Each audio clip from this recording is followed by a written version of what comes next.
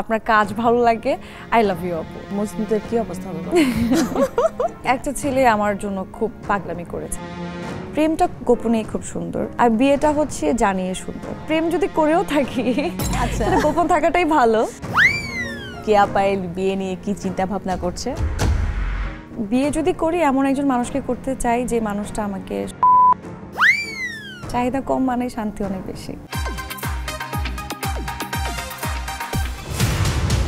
কেয়া পায়েল এখন পর্যন্ত কয়টা প্রেম করেছে?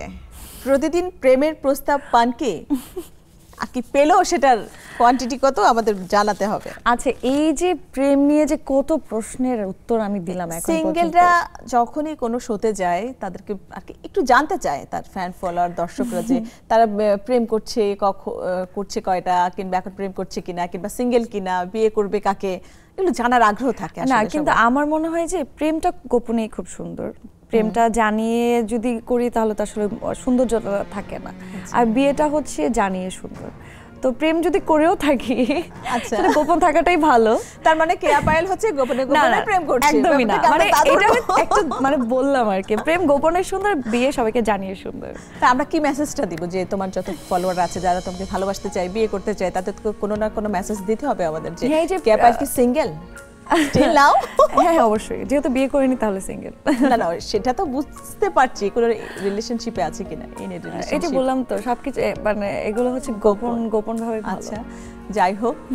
আর প্রথম যখন তুমি সোশ্যাল মিডিয়ার মাধ্যমে ফলোয়ারদের কাছ থেকে কোনো প্রেমের অফার পেয়েছো, একটা ছেলে আমার জন্য খুব পাগলামি করেছে, আমার একটা ফ্যান।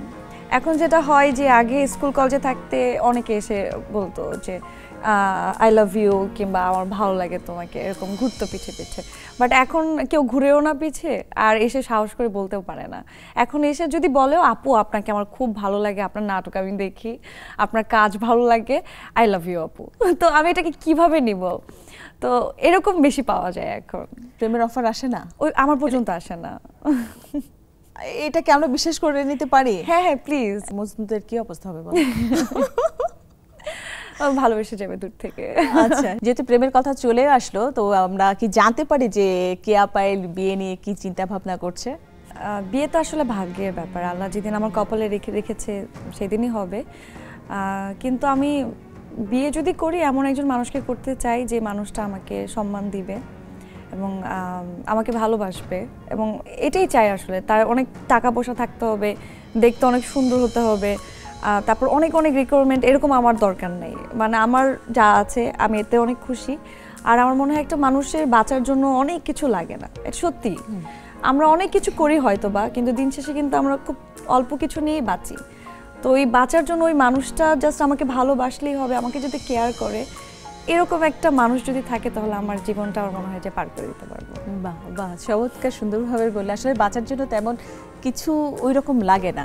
হ্যাঁ, তো কম বেশি তো মানুষের থাকে, মানে আমাদের চাহিদাটা কিন্তু অনেক, কিন্তু আমাদের যদি আমরা সেটাকে উপভোগ করতে যাই, উপভোগ কিন্তু আমরা অল্প কিছু নিয়েই করি, এবং অল্প কিছু নিয়ে থাকাটাই শান্তির ব্যাপার। শান্তি, চাহিদা কম মানে শান্তি অনেক বেশি। আমরাও চাই কেয়া পায়েল জীবনে এমন একজন মানুষ আসুক, যে আসার পর কেয়া পায়েল যেন আর সুন্দর থাকে, কেয়া পায়েলের জন্য কোনো কিছু নিয়ে কোনো কিছু ঝামেলা না হয়, কেয়া পায়েলকে অনেক টেক কেয়ার করুক। অনেক অনেক শুভকামনা থাকবে আমাদের অবশ্যই।